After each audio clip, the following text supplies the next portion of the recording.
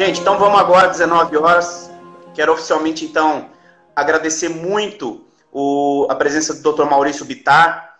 O assunto da live de hoje é odontologia equina, um assunto extremamente aplicável na prática e na rotina de qualquer ARAS e qualquer centro de treinamento. Então, tenho certeza que a gente vai poder ter muita informação útil para nós. Então, de antemão, quero agradecer, doutor Maurício, pelo seu tempo, por ter se disponibilizado a estar aqui com a gente conversando, por de imediato ter aceitado o meu convite e por estar aqui hoje à noite, essa noite com a gente. Eu tenho certeza que vai contribuir muito com o nosso conhecimento na odontologia equina. Daniel, eu que agradeço. Para mim é um prazer estar aqui batendo um papo com você. A Botufarma é uma empresa muito respeitada, de vanguarda, né? Inclusive depois tem uma história interessante para contar, que a última vez que fui para os Estados Unidos, e aí um colega americano lá perguntou se eu conhecia a Botufarma. Que bacana. Esse tipo de coisa, Mas para mim é um prazer, eu agradeço aí o convite. Com certeza vai ser um bate-papo legal. Vai sim, prazer é todo nosso. Eu vou fazer uma apresentaçãozinha aqui do Dr. Maurício. Dr. Maurício é graduado em Medicina Veterinária pela Universidade de Marília em 1998, especialista em Anestesiologia Veterinária pela Unesp de Botucatu em 2003, atuante na odontologia equina desde 2004 e professor desde 2008. Hoje é professor de pós-graduação na IBVET desde 2010, médico veterinário consultor do Comitê Olímpico do Rio 2016, palestrante convidado no Academy of Equine Dentistry, módulo de equilíbrio oclusal, e palestrante principal de conferência anual da Associação Internacional de Odontologia Equina. Certo, doutor? Bem apresentado? Super bem apresentado. Bacana. Doutor, pessoal, nós vamos fazer na seguinte dinâmica como tem feito, tá? Eu vou ficar responsável por captar as perguntas de vocês, o doutor vai respondendo as que a gente for colocando aqui, e eu não vou deixar passar nenhuma, deixar nenhuma para trás. Assim que vocês forem colocando, eu vou só colocando numa ordem lógica, até para não atrapalhar a nossa linha de raciocínio aqui, tá? Doutor, eu fiz questão de incluir a odontologia veterinária, porque, a meu ver, eu tenho a oportunidade de rodar bastante pelo Brasil todo. A meu ver, a odontologia equina, ela ainda é muito pouco conhecida e, na minha opinião, é uma especialidade hoje muito crescente dentro da medicina veterinária e de extrema importância, não só no manejo dos ARAS em si, do dia a dia, como também na rotina do centro de treinamento. E eu ainda vejo, por muitos lugares onde eu passo, um conceito muito errôneo de odontologia equina, de que odontologia se resume a grosar dente de cavalo e tirar dente de lobo. Então, até os principais objetivos de eu ter te convidado aqui, em nome de todos os profissionais da odontologia equina, é para que a gente explanasse, explorasse a odontologia equina como ela deve e para que a importância que ela deve ter seja dada por todos os profissionais ligados ao cavalo, né? Não só o veterinário, mas de todas as áreas. Então, eu queria começar a nossa live com a seguinte pergunta. O que é odontologia equina em si e qual que é a importância da odontologia equina hoje no mercado equino? Sim. A odontologia equina, ela é uma especialidade. Hoje ela tem que ser encarada realmente como uma especialidade que, desde o início desse século, teve um crescimento muito grande. Esse crescimento ele não foi só na prática da especialidade, mas um crescimento também na parte científica, né? Então, teve um desenvolvimento muito grande da indústria da odontologia equina. Por que eu digo da indústria? Desenvolvimento de equipamentos, o desenvolvimento do conhecimento na área, né? Então, hoje a gente pratica a odontologia equina procurando fazer sempre um exame físico da cavidade oral de qualidade, para procurar fazer um diagnóstico, um plano de tratamento adequado para cada paciente. E mesmo o ensino da odontologia equina, a gente procura despertar nos alunos a vontade de crescer como profissional, de entender de que não é simplesmente grosar as pontas dos dentes de trás, ela é muito mais do que isso, né? E esse crescimento da odontologia equina, ele é mundial. Ela é uma das especialidades que mais cresce dentro da medicina veterinária no mundo, né? E é de grande importância para não só para a sanidade bucal do cavalo, mas para a sanidade como um todo, né? A gente costuma brincar que a boca do estômago não tem dente.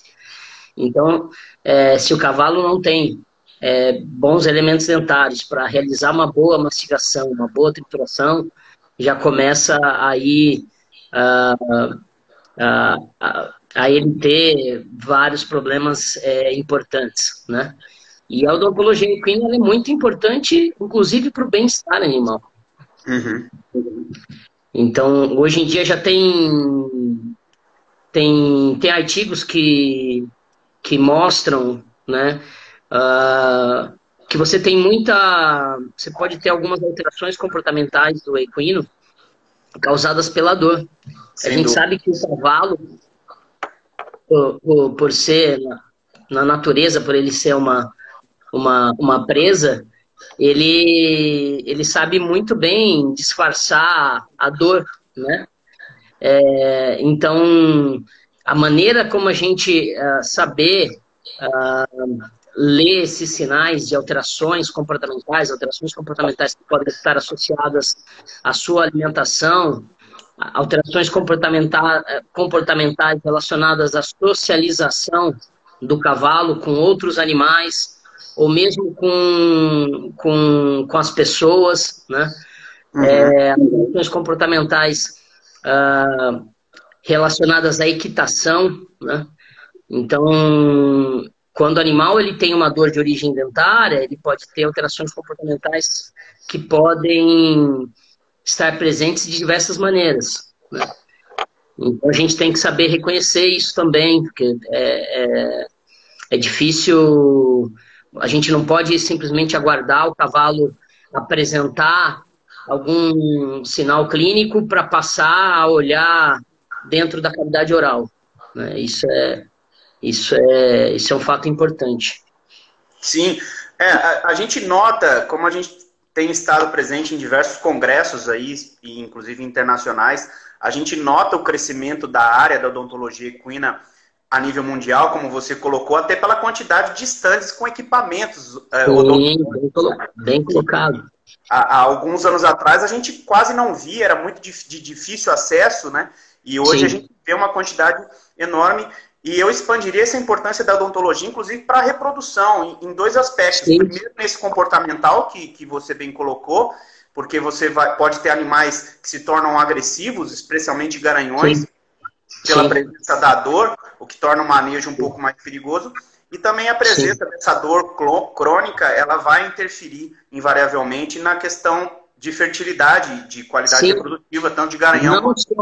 Não só a dor, como a patência de um processo infeccioso com foco na cavidade oral, né? Você pode ter um processo infeccioso em uma raiz dentária e isso servir de foco de infecção para, de repente, você ter uma anacorese, que é uma migração desse foco bacteriano.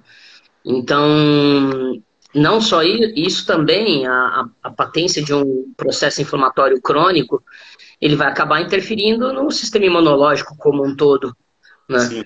Então, isso é muito importante. E você colocou um ponto do crescimento, né? Eu sei que você já deve ter, esteve presente na EAP, na conferência da Associação Americana dos Veterinários de Equino, e quase um quarto dos estandes da feira são de produtos da odontologia equina, né? Sim, sem dúvida, de várias partes do mundo. De várias partes do mundo. Doutor, hoje, quais são os principais problemas odontológicos ou distúrbios odontológicos que são encontrados E quais as suas manifestações clínicas que levam uma pessoa a desconfiar de um problema odontológico, seja ele no comportamento do animal ou no próprio treinamento do dia a dia em si? Os distúrbios odontológicos mais comumente encontrados são os distúrbios de má oclusão. Só que o problema é que esses distúrbios acabam sendo o gatilho para o desenvolvimento de complicações. Complicações como desenvolvimento de fissuras e fraturas dentárias, desenvolvimento de uma doença periodontal, que é uma afecção que vai envolver todos os tecidos que dão suporte ao elemento dentário, ao dente. E a doença periodontal, por exemplo, é a afecção dentária mais dolorosa que tem para o cavalo.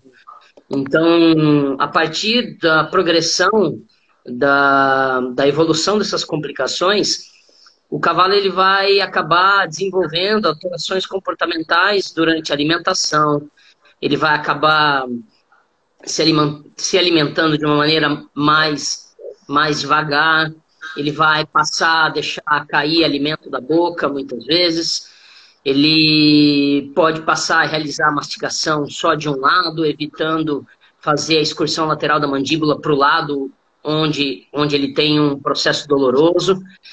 Então ele vai ter alteração do padrão mastigatório, ele pode ter alteração no contato, principalmente na cabeça.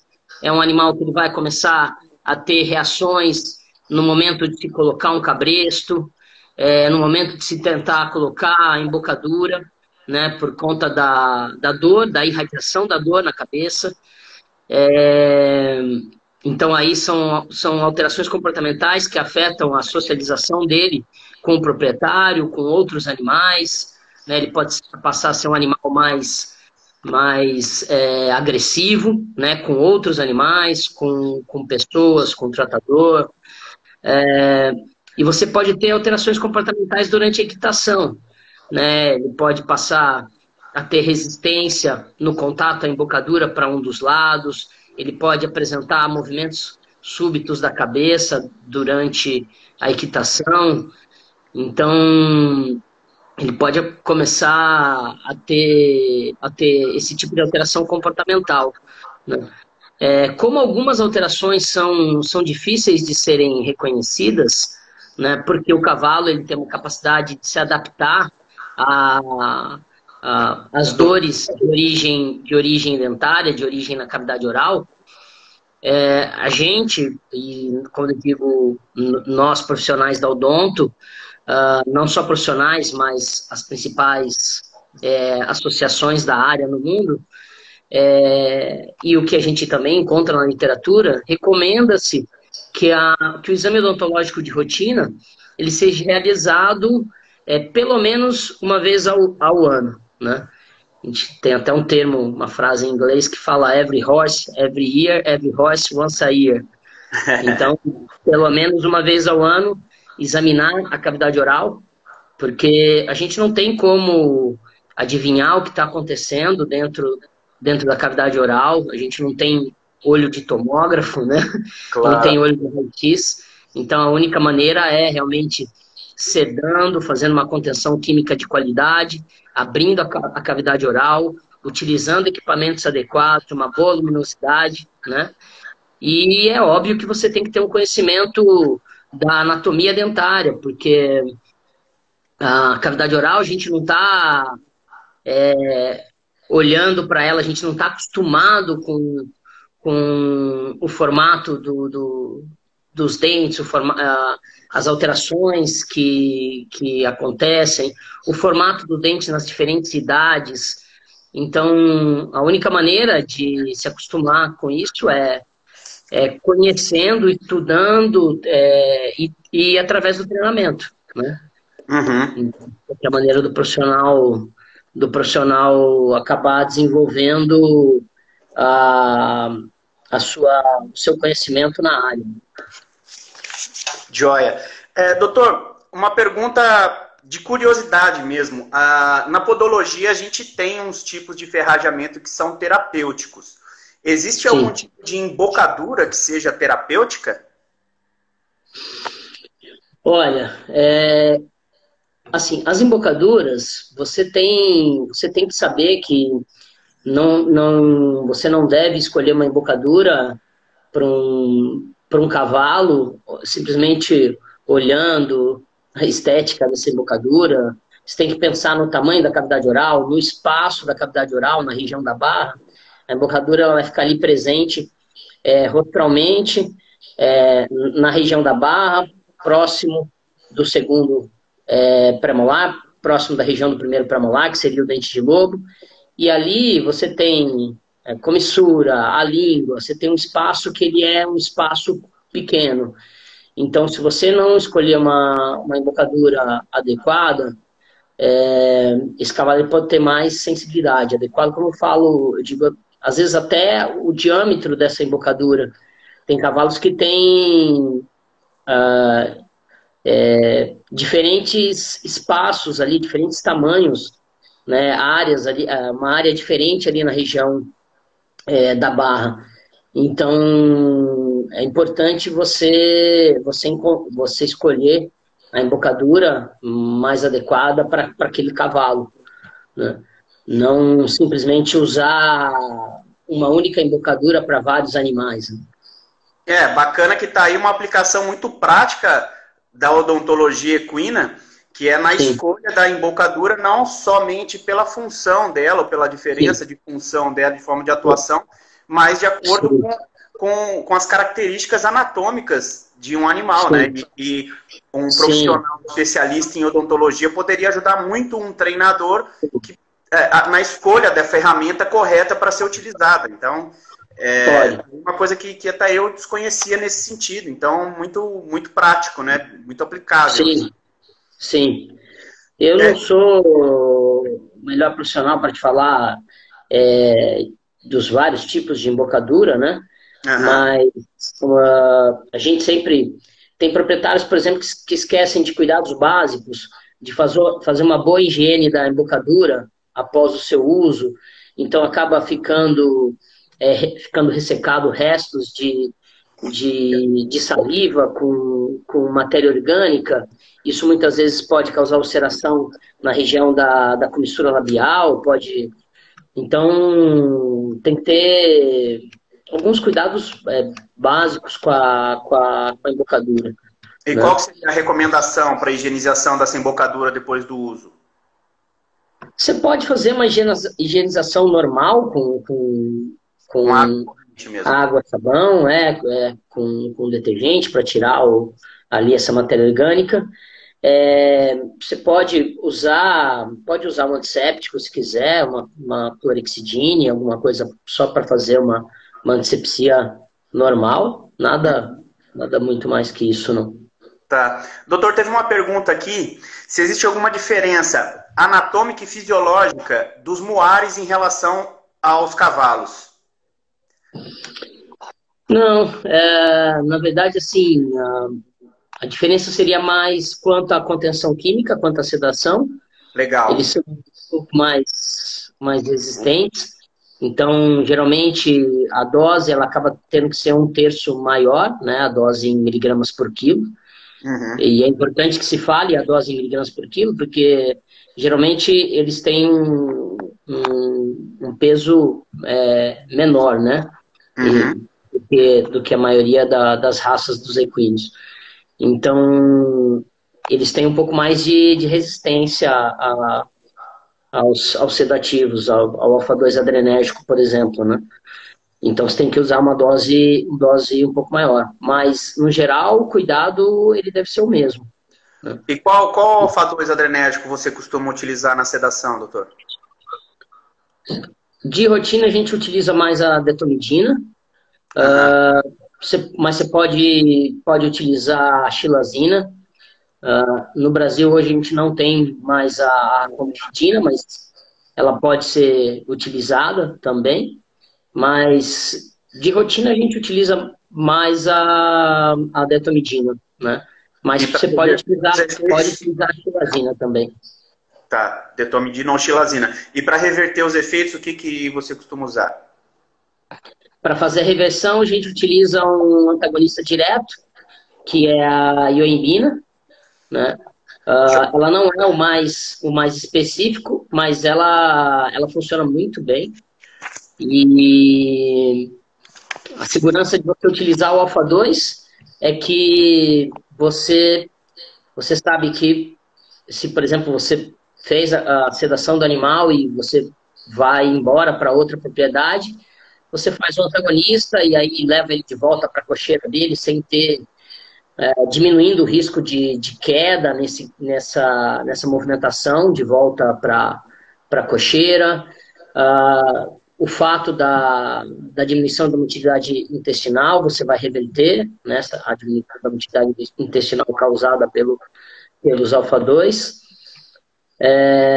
Então, acaba sendo uma segurança importante. Eu, particularmente, eu uso de rotina em todos os meus casos. Eu acabei incluindo no meu protocolo.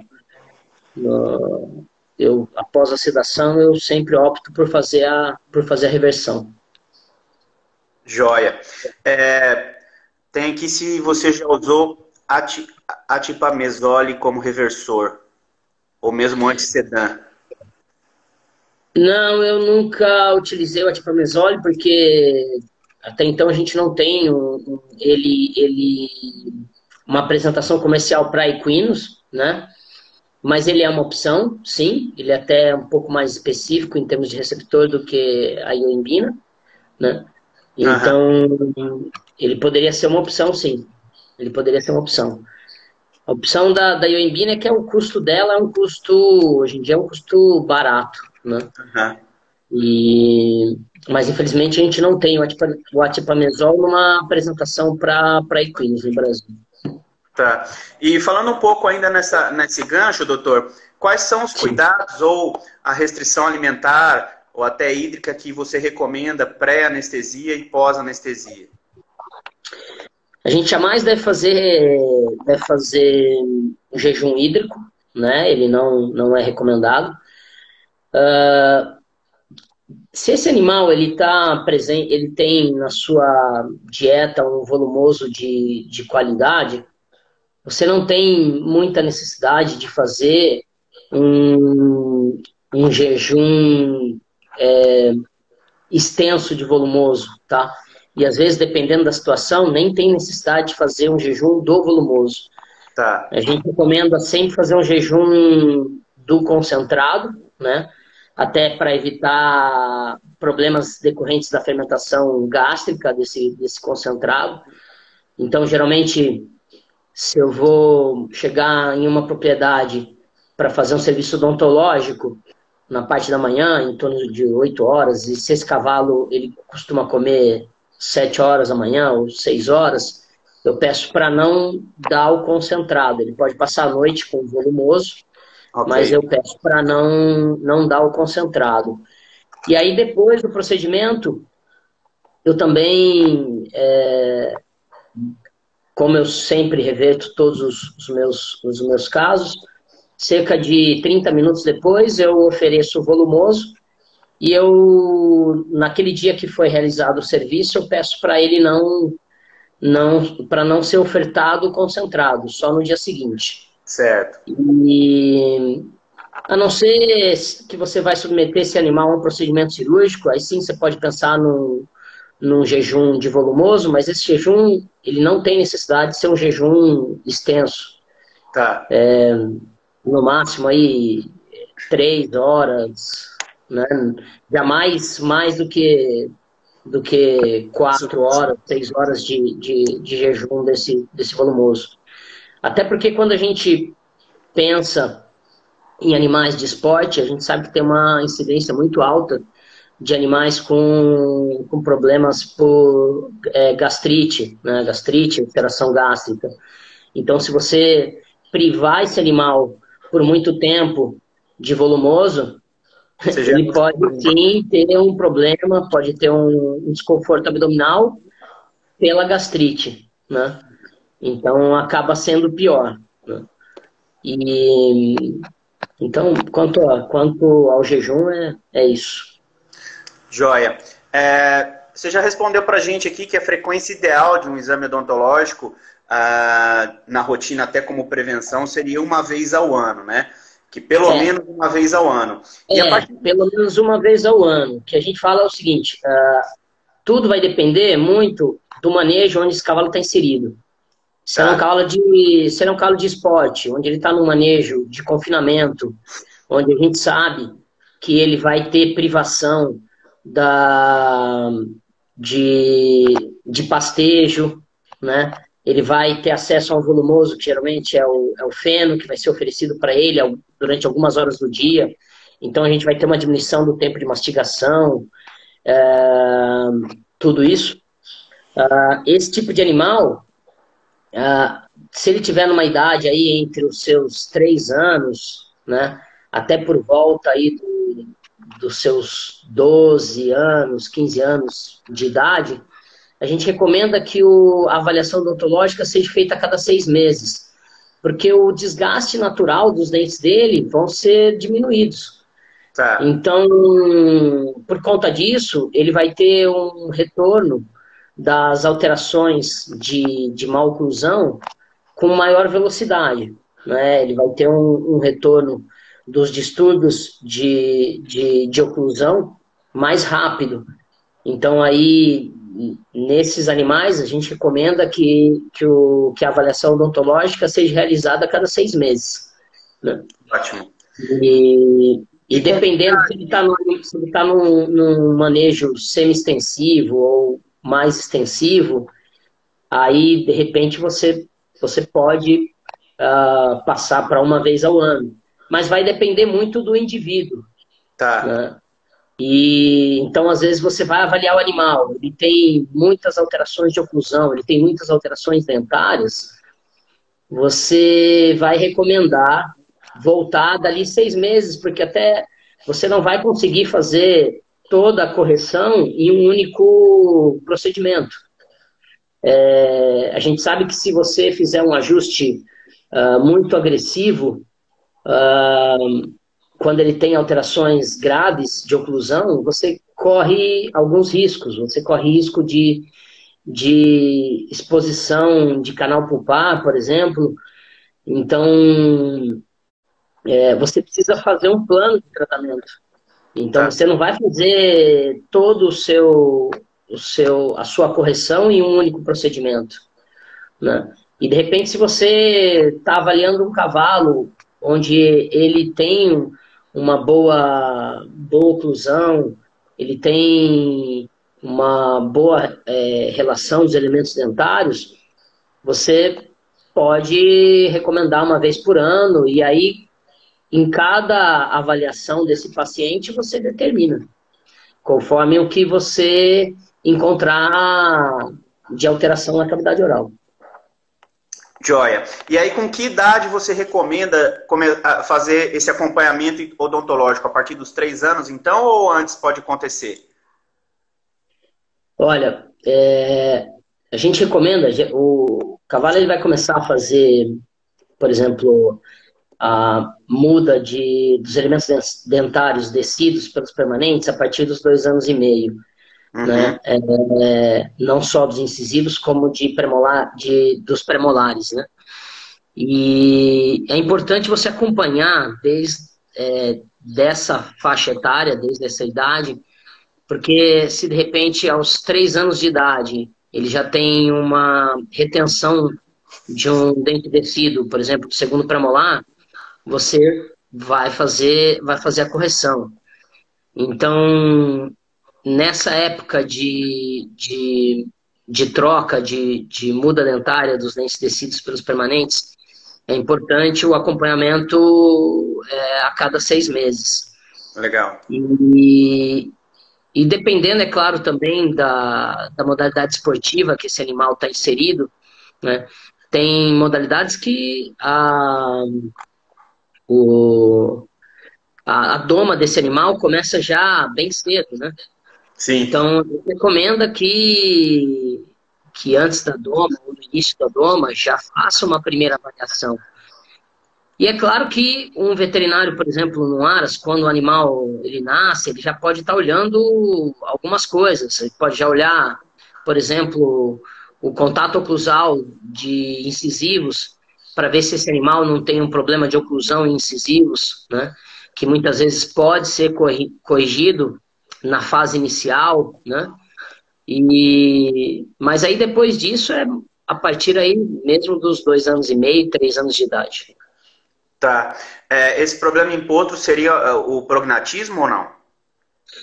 Sim, seria que hoje em dia o termo até que a gente mais utiliza, né, mais encontra na literatura, seria o que a gente chama de sobressaliência ou sobremordida, que seria um contato oclusal incompleto, né, dos incisivos.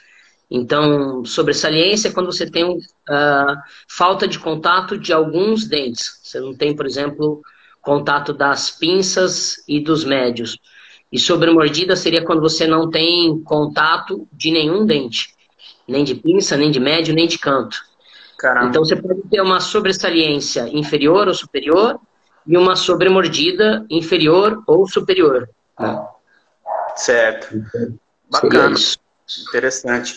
E, doutor, em relação ainda à muda, você falou que ela começa aos 2 anos e meio? Isso, ela se inicia aos 2 anos e meio. Você tem a primeira muda das pinças, né, dos incisivos centrais, e também aos 2 anos e meio do segundo premolar. Depois, com 3 anos, você tem a muda do terceiro premolar. Com 3 anos e meio, a muda dos incisivos médios, né, ou intermédios. Depois, com 3 anos e 10 meses, por volta de 4 anos, a muda dos quarto premolares. Depois, com 4 anos e meio, a muda dos cantos, né, dos incisivos dos cantos. Então, em termos de muda dos dentes descidos permanentes, seria essa sequência. Em termos dos incisivos, seria 2 anos e meio, 3 anos e meio e 4 anos e meio, isso de incisivos. E os premolares seriam 2 anos e meio, 3 anos, e o quarto premolar entre 3 anos e meio e 4 anos. Joia. Teve uma pergunta de um colega que diz que já foi feito um ajuste oclusal e ele continua com bucha. Então, primeiro eu queria que você explicasse o que é bucha e qual é a indicação para esse caso. Sim. Na verdade, quando um animal, geralmente quando o animal ele acaba ele apresenta o que a gente chama de uma desmastigação. Uma desmastigação, uma dificuldade em realizar a trituração, uma dificuldade de mastigação. Ele vai, muitas vezes, iniciar o processo de trituração e aí ele vai devolver o alimento parcialmente mastigado, geralmente o volumoso. Então a gente fala que ele acaba devolvendo uma bucha do volumoso, né? Seria como se fosse uma trouxinha desse volumoso, parcialmente mastigado. Até existe um termo em inglês utilizado para isso, que eles chamam de kitting. O animal, geralmente, ele faz esse tipo de... Ele desenvolve esse tipo de alteração quando ele tem dor ao realizar o processo de trituração do volumoso. Uhum. E na grande maioria das vezes, essa dor está relacionada, na grande maioria das vezes, à doença periodontal. Porque a doença periodontal é a afecção dentária mais dolorosa que tem para o equino, né? Então, se ele tem um elemento dentário com mobilidade, porque nos casos de doença periodontal moderada grave, você tem mobilidade dentária. E a mobilidade dentária, ela causa muita dor. Então, o animal ele acaba realizando uma excursão lateral com uma amplitude menor ou de uma maneira irregular. E aí ele tenta fazer a trituração, não consegue fazer essa trituração de uma maneira adequada. E aí ele acaba popularmente cuspindo esse alimento, né? Ele acaba jogando fora esse volumoso parcialmente mastigado. Então, se ele realizou o serviço odontológico e esse animal continua apresentando esse problema, pode ter acontecido 2 situações. ou ele não conseguiu identificar uma doença periodontal, um foco de doença periodontal, ou que tem que tomar cuidado com ajuste oclusal agressivo. Quando você realiza um ajuste oclusal agressivo, você vai ter uma exposição de... você vai ter uma remoção excessiva de dentina primária e exposição dos túbulos dentinários, e isso pode causar um pouco de desconforto. O que tem que saber é se esse animal ele já apresentava esse problema antes da realização do serviço odontológico. Se ele já realizava esse problema e ele continua apresentando o problema, porque provavelmente ele tem um foco de dor que não foi diagnosticado. Tá? Então, você tem essas duas ocorrências aí que são as mais comuns de causar esse tipo de problema. Joia. Uma colega perguntou em relação a casos de palatite. Como proceder? Olha, é o seguinte. Na verdade, assim, depende do que ela está se referindo a palatite. Tem o que a gente... tem o que a gente popularmente conhece como travagem, né? Uhum. E a gente sabe, na verdade, assim, a palatite, que é o que se conhece popularmente por travagem, existe muita desinformação a respeito desse assunto. A gente sabe que a palatite, né, a inflamação do palato caudal ali aos incisivos, ela é uma ocorrência, ela é inexistente, bem dizer. Muita gente confunde o formato normal do palato com uma alteração inflamatória, né?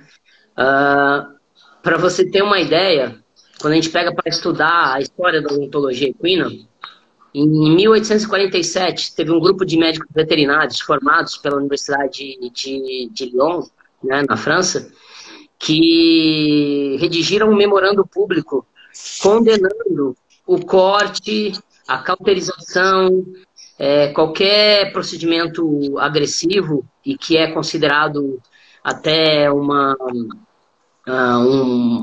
digamos assim, maus tratos, né? Uhum. Um produto inadequado, como forma de tratar uma afecção que não existe, né? Então, na verdade, num animal jovem, a altura da coroa clínica dos incisivos, que é a porção do elemento dentário que está visível, né? Por ela ser menor, você vai olhar aquela porção do palato, ela como se ela tivesse mais alta que os incisivos, né? E isso é normal, isso é uma condição anatômica da idade, né? Isso Legal. Não é uma combinação, isso não é uma afecção. Patologia. Uhum. Isso não tem que ser tratado. Em que condições que você pode ter o desenvolvimento de uma palatite realmente reconhecida como uma afecção? Animais mais idosos, que tenham alterações de oclusão dos incisivos e que recebem uma dieta inadequada, né? Uma dieta, um volumoso com muita matéria fibrosa, e aí ele pode, pelo contato desse volumoso, ele pode desenvolver um processo inflamatório ali. Mas isso é muito raro, e aí existem outras maneiras de tratar que não seja cortando, cauterizando, né? Você pode utilizar anti-inflamatórios sistêmicos. Em último caso, você pode até pensar em fazer a deposição de um anti-inflamatório esteroidal ali naquela região, mas isso é muito difícil de você encontrar. É muito mais fácil ser um diagnóstico errôneo do que do que realmente uma ficção, entendeu? Então, existe, na verdade, uma lenda sobre a palatite. Palatite, né? A travagem. Joia. Doutor, a gente já falou sobre protocolos anestésicos, mas tiveram duas perguntas aqui, então você me permite voltar. Claro. Pediram uma sugestão de protocolo de detomidina com xilazina associadas, porque uma colega trabalha com cavalos crioulos e diz que detomidina não funciona, sozinha não funciona muito bem para ela. E a outra pergunta também voltada a anestésicos, um colega perguntou em relação a éguas prenhas, se você tem algum cuidado especial com essa parte de anestésio. Boa pergunta. É o seguinte, o alfa-2 adrenérgico considerado mais potente para você utilizar é a detomidina. Ela é mais potente em termos de sedação e de analgesia e até em termos de tempo de duração, tá? A xilazina, ela compete pelo mesmo receptor da detomidina. Então, eu optaria por, ao invés de associar a xilazina junto à detomidina, eu optaria por associar um opioide. Então, um opioide agonista-antagonista ou um opioide agonista. Você pode associar ao seu protocolo o butorfanol, você pode associar a morfina, você pode associar meperidina, né? Sempre importante que antes de você utilizar o opioide, que você tenha feito o alfa-2 adrenérgico, esperado o período de latência e que esse animal esteja sob ação do sedativo, que ele esteja em um quadro de sedação, para aí sim ele poder receber o opioide. Então, até tem literatura que chama essa associação de uma neuroleptalgia.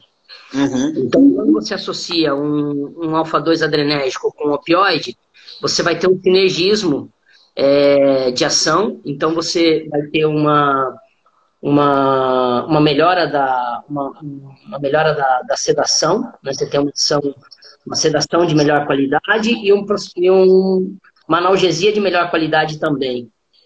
Isso te permite reduzir a dose que você utilizaria daquele fármaco isoladamente. Tá. Então, geralmente, eu gosto de trabalhar inicialmente com uma dose de 10 a 15, podendo chegar a 20 microgramas por quilo da detomidina, né?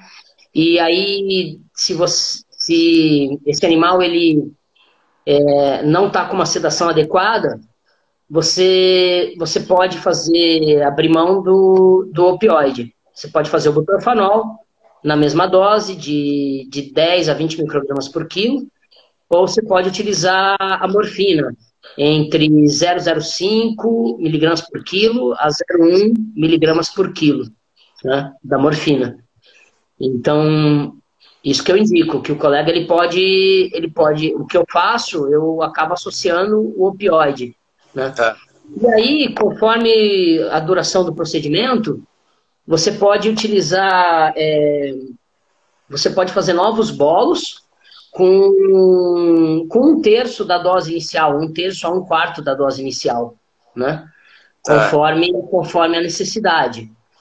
E nos procedimentos que são procedimentos longos, tipo, como procedimentos cirúrgicos na cabeça, extrações dentárias ou procedimentos cirúrgicos em seios paranasais, a gente acaba utilizando uma sedação sob infusão contínua, né? Então, em vez de você utilizar a sedação em bolos, você faz um bolos inicial e depois você vai manter a sua concentração plasmática a partir da utilização da infusão contínua, né? Certo. Então, essa é uma maneira. Às vezes, se você tem um animal que ele é muito resistente ali à sedação, então, primeiramente, você pode optar por adicionar o opioide, ou optar por fazer a infusão contínua. Joia. Dessas duas maneiras, né? Teve uma pergunta do Dr. Maurício aqui. Você espera a ação da detomidina antes do butorfanol também, ou só quando usa morfina? Não, você sempre tem que esperar, sempre é importante. É claro que com o butorfanol, o seu risco de você ter um efeito colateral, ele é menor, porque ele é um opioide agonista antagonista. Legal. Mas você sempre deve esperar o período de latência. E esse período de latência com os alfa-2, ele é curto. Com a detomidina, ele é em torno de 1 a 3 minutos, e com a xilazina, ele é entre 3 a 5 minutos. Então, ele é rápido, né? Você não vai ter que esperar muito tempo, né? E outra coisa que o colega pode fazer também, dependendo do animal, se você tem um animal que ele é um animal mais, digamos assim, você tem um animal que ele é um pouco mais ansioso, que ele é um pouco mais difícil, né, de mexer, você pode inicialmente utilizar um fenotiazínico, ou intravenoso ou intramuscular, como a cipromazina, esperar o período de latência, que ele é prolongado, né, que ele é mais longo, que vai ser em torno de 15 a 20 minutos, e aí sim fazer uma dose menor do alfa-2. Então, quando você associa o fenotiazínico com o alfa-2, o fenotiazínico ele tem um importante efeito ansiolítico.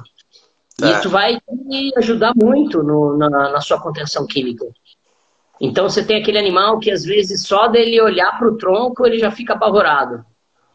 Então, aí, o colega pode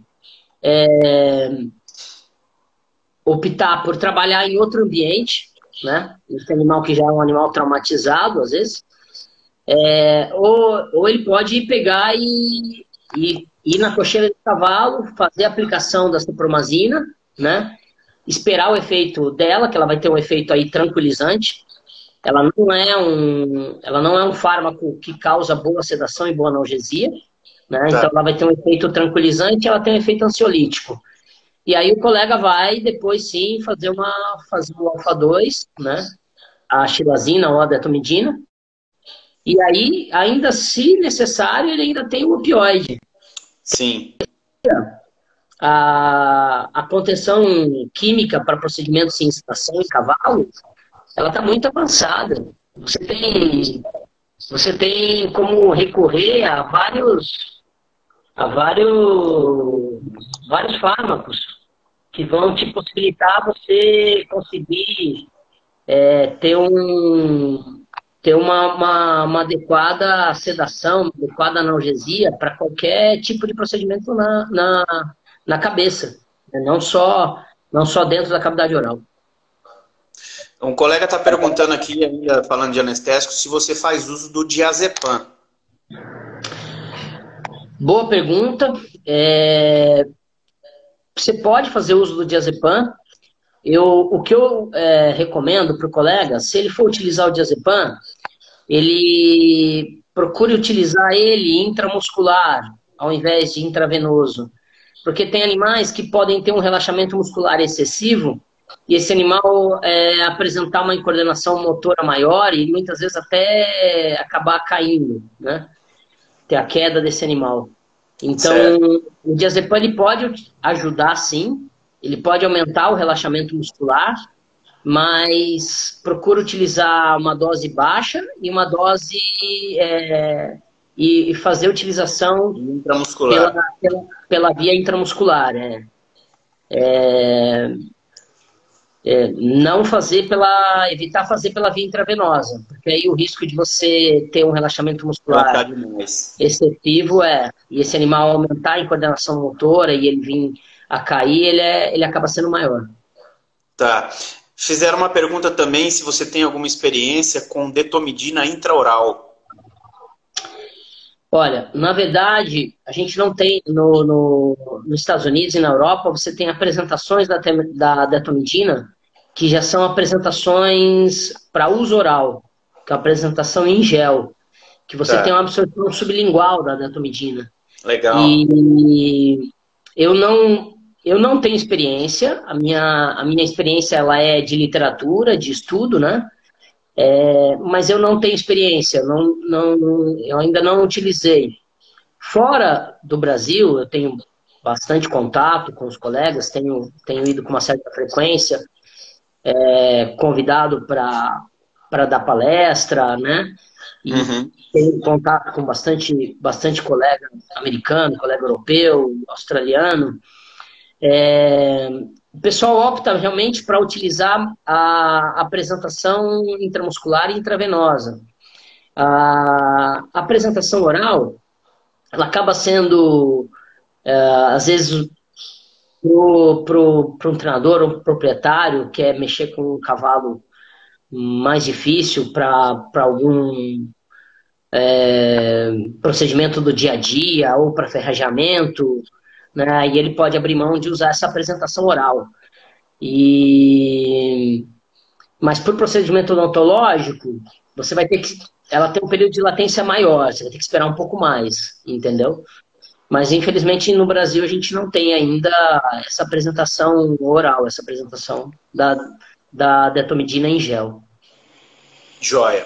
Doutor, estão cobrando a gente da resposta em relação à égua prenha. Doutor, a gente vinha falando do protocolo para éguas prenhas. Sim.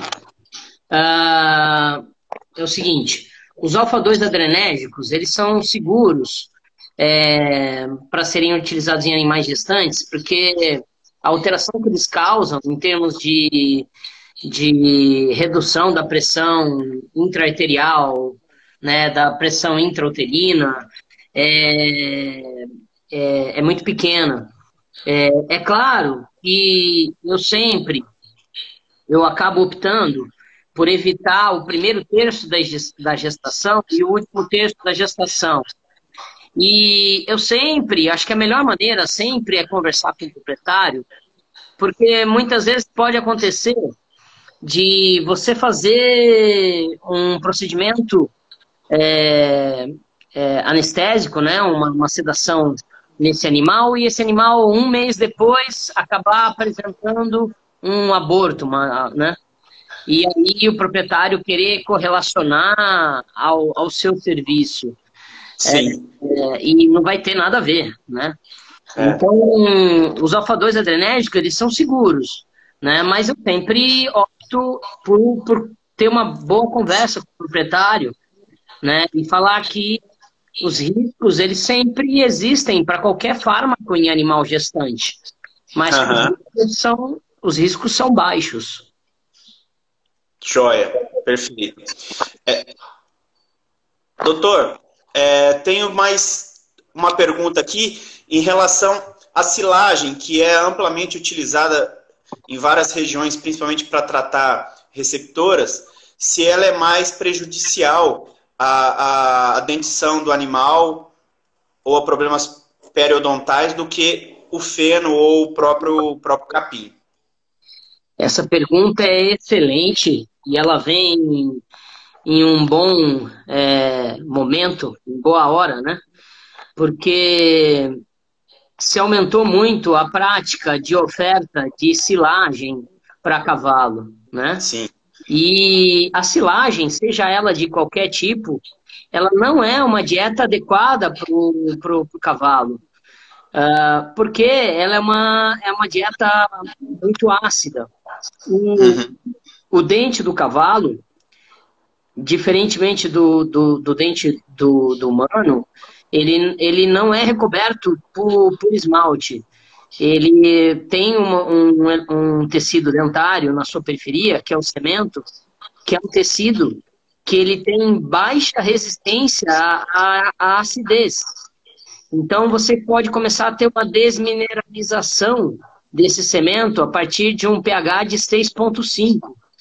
Então, o problema das dietas ácidas no todo, e por que eu estou utilizando o termo dietas ácidas? Porque isso se inclui a oferta de cana-de-açúcar, né?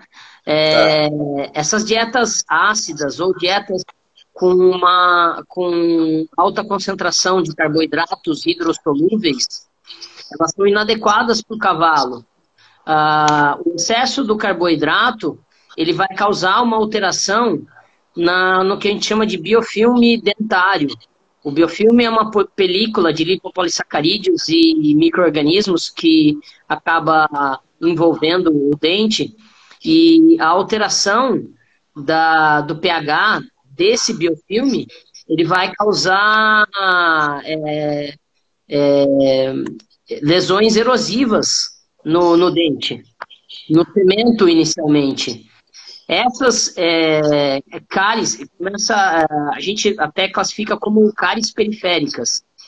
Tá. Essas cáries periféricas, ou essa desmineralização do tecido dentário, ela vai predispor o dente a um aumento da sua fragilidade, então vai predispor ao desenvolvimento de fraturas dentárias e vai acabar predispondo a um aumento do espaço interdental e desenvolvimento de doença periodontal.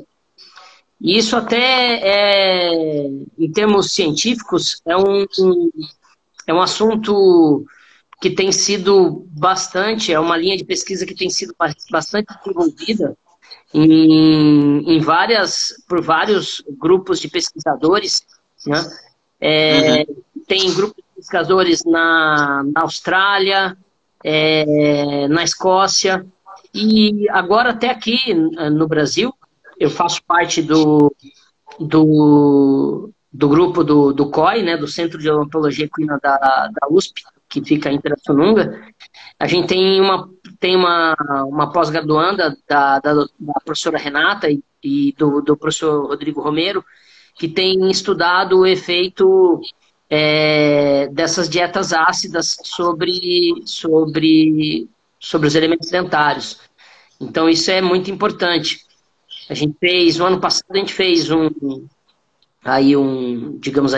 projeto de um trabalho onde a gente avaliou o efeito da silagem, né? A gente avaliou animais que recebiam silagem por mais de um ano.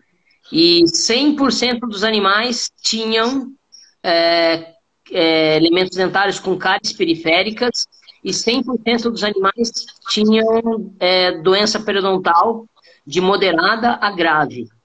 Então, assim... Caramba, 100%. 100%. Então, isso bate com o que tem sido encontrado nessas pesquisas recentes em outras partes do mundo. Então, assim, o cavalo, o dente dele não tem resistência a dietas ácidas. Então, acaba sendo interessante, a princípio, para o criador, porque o animal ele acaba engordando, porque você tem um excesso de carboidrato ali naquela dieta, né? Mas a médio e longo prazo, isso tem um efeito devastador. Esse animal ele vai perder vários dentes, ele vai começar a desenvolver uma desmastigação, né? Porque ele vai ter dor ao mastigar. E aí, você lembra que no início da nossa conversa teve um participante que perguntou sobre o animal fazer trouxinha de volumoso, né? Então, justamente por causa de doença periodontal. Então, ele vai desenvolver alterações mais graves que vão levar à perda de vários dentes. Lembrando que isso vai alterar completamente o aspecto nutricional, de qualidade nutricional desse animal, e se for um animal de esporte, consequentemente, vai afetar os índices esportivos, né, e performáticos desse animal, né? Com certeza, e até se for um animal de reprodução, se for uma doadora de embrião, né, ela pode, isso pode influenciar diretamente na performance reprodutiva. Sim, e hoje se usa em larga escala a silagem como opção barata de tratamento de receptoras, que são justamente os seres que carregam os embriões mais caros aí, né? Sim. E que podem vir a ter problema de fertilidade ou até de manutenção dessa gestação por um problema nutricional vindo desse problema na dentição. E eu costumo dizer que a silagem, ela acaba sendo a dieta barata que a médio prazo vai custar muito caro. Porque uma vez que esse animal ele tem a perda, digamos aí, de 30%, 50% dos seus elementos dentários responsáveis por fazerem a trituração, amassamento, esgarçamento do alimento, ele, consequentemente, ele vai ter outros problemas sistêmicos muito mais sérios, né? Sim. Tem problemas sistêmicos muito mais sérios. Então, a gente contraindica a utilização da silagem, sem contar que se você conversar com profissionais que têm muito mais experiência da parte metabólica, né, você tem vários outros fatores aí, né, que a silagem pode causar vários outros problemas metabólicos pro equino a médio prazo. Joia. O professor Marco Alvarenga está aqui com a gente e ele está me chamando a atenção que o seu vídeo não está aparecendo. Professor, a gente está ciente, o doutor Maurício preferiu continuar assim, porque o áudio está funcionando bem. Então, só para a gente não cortar mais uma vez a live, tá bom? Então, como está funcionando bem o áudio, a gente preferiu dar continuidade assim mesmo, para não ter que sair e voltar de novo. Eu acho que se a gente sair e voltar de novo, a gente corre o risco de, né? Perder muita gente. O papo ele tá sendo tão produtivo, né? Sim, passou uma hora a gente nem sentiu, né? Isso. Tiveram aqui uma pergunta aqui do Zora e de mais um colega agora, não estou lembrado. De nada, professor, obrigado por estar aí com a gente. Se a cevada, a levedura, malte e o melaço encontrado muito nas rações de alta performance hoje podem causar esse mesmo problema. Eu diria assim que, na verdade, qualquer componente que aumente demais o teor de carboidratos hidrossolúveis, ele vai ser maléfico, ele vai ser ruim, né? Então, rações com excesso de melaço, a gente sabe que o melaço ele é derivado aí da cana-de-açúcar. Se ele tiver se ele tiver equilibrado, não tiver em excesso, né, não vai ter problema nenhum. O animal ele tem uma capacidade tamponante pela saliva, e até mesmo se ele tiver em equilíbrio com o resto da dieta, a quantidade de volumoso que ele estiver comendo, né, ele vai conseguir fazer uma autolimpeza dos dentes e vai conseguir manter um biofilme adequado para o dente dele. O problema é se a dieta estiver desequilibrada, se ele tiver um excesso de concentrado, se ele tiver um excesso de carboidrato hidrossolúvel, se ele não tiver um acesso adequado ao volumoso, se ele não tiver um tempo de mastigação adequado do volumoso, aí sim ele está sujeito a desenvolver as alterações em decorrência desse tipo de alteração do manejo. Joia. E, doutor, a mescla da cevada... Não, a gente estava falando da mescla do feno e do próprio capim a esses alimentos que são mais ácidos. Seria uma forma de amenizar esses efeitos? De equilibrar, pelo menos, a dieta? Ou não? Na verdade, assim, se você tem... Vamos só deixar claro que, assim, eu tenho uma certa limitação do meu conhecimento de nutrição, tá? Eu não sou um profissional especialista na nutrição, mas eu conheço muito bem os efeitos de certos alimentos sobre a saúde bucal, tá? Certo. Então, a dieta, a gente sabe que a dieta ideal para um equino é o volumoso, né? Então, assim, se você tem um volumoso de boa qualidade, você não tem necessidade de fazer de ter uma alta porcentagem do concentrado. Eu não estou falando aqui que o concentrado não é importante, muito pelo contrário. Em cavalos de esporte, o concentrado é uma fonte energética essencial, né? Mas você tem que ter bom senso no equilíbrio, né? Jamais a gente pode ter um animal onde ele vai ter a base da dieta dele sobre o concentrado. A base da dieta sempre deve ser o volumoso. O concentrado, ele é a cereja do bolo, né? O concentrado, muitas vezes, ele tem que ser encarado como um suplemento e não como base de dieta, jamais. Tá? Certo. O animal ele precisa do volumoso para conseguir, em termos de sanidade bucal, para ter uma adequada produção da saliva, para as fibras poderem fazer uma autolimpeza desses dentes, entendeu? Então, em termos de sanidade bucal, é isso. Sem contar em termos de sanidade do trato gastrointestinal, né? Certo. Existe, em relação à desmineralização e remineralização, você acha que o uso da silagem e feno juntos, você teria uma desmineralização maior que a remineralização? É quase um trabalhinho essa pergunta. Sim. Na verdade é o seguinte, ó. Um dos fatores positivos é que quando você vai tratar um animal que ele tenha cáries periféricas, uma das maneiras de você tratar esse animal é você alterar a dieta dele. Porque se ele for um animal jovem, um animal adulto, ele vai ter o que a gente chama de uma coroa de reserva do dente. Ele vai ter muito tecido dentário saudável. Então, a partir do momento que você altera a dieta, que você põe uma dieta que tem um pH que acabe tendo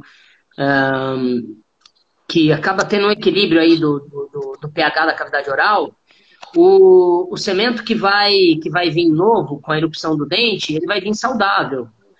Então, o indicado para quando você tem um animal que ele tenha a alteração é você alterar a dieta. E alterar a dieta, você vai ter que tirar o que tem que está causando essa acidez nessa dieta, né?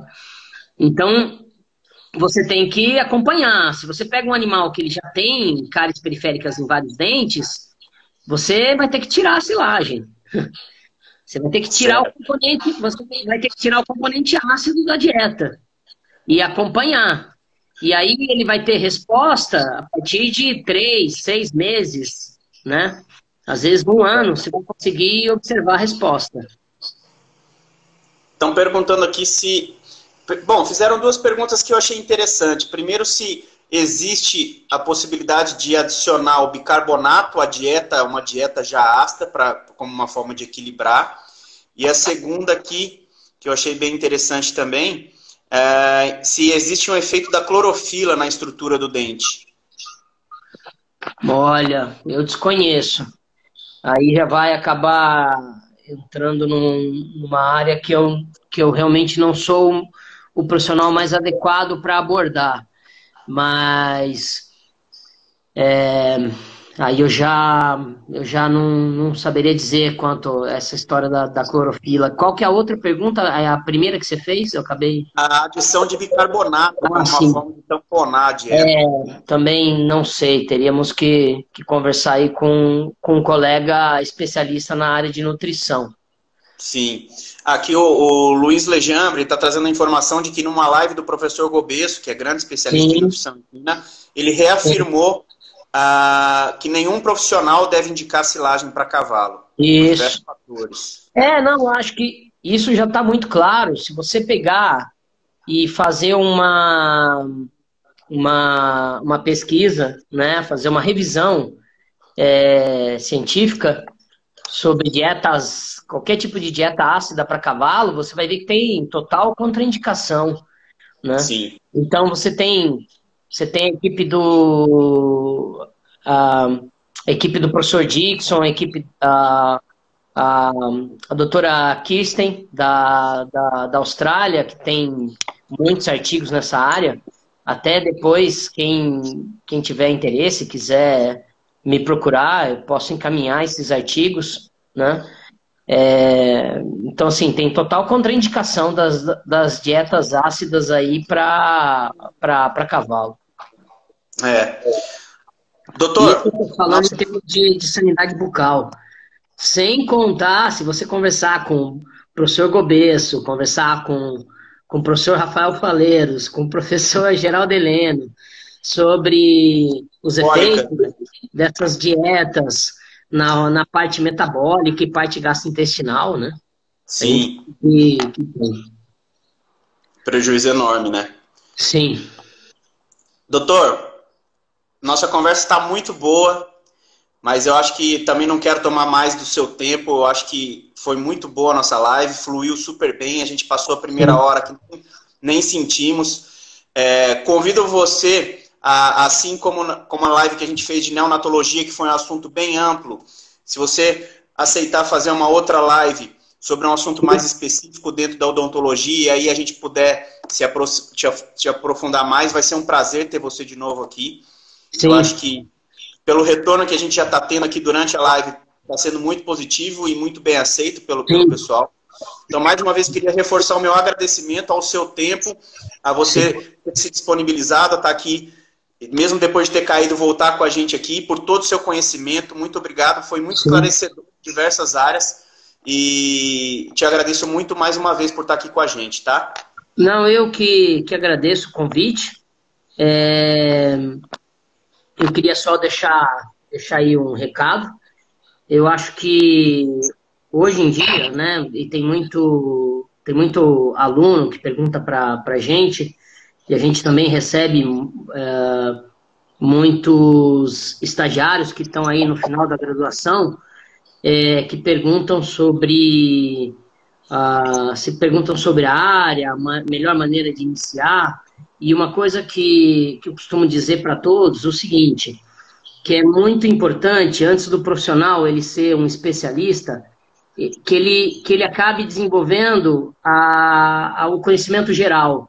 Que primeiro ele desenvolva a área geral, então ele desenvolva a área da medicina equina, ele desenvolva o conhecimento dele sobre a clínica, sobre a anestesiologia, sobre o diagnóstico por imagem, para aí sim começar a procurar se especializar.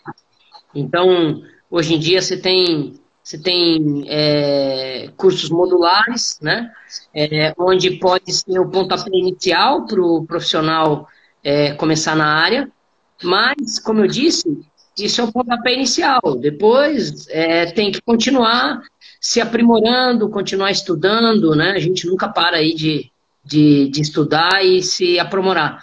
Então, o que eu recomendo é que o colega procure a área e trabalhar sempre com paixão, né? Se ele procurar trabalhar na área onde ele desenvolva a paixão, as coisas vão acontecendo. É isso que eu deixo aí de recado. Muito obrigado. Obrigado aí a Book Pharma pelo convite novamente, foi um prazer.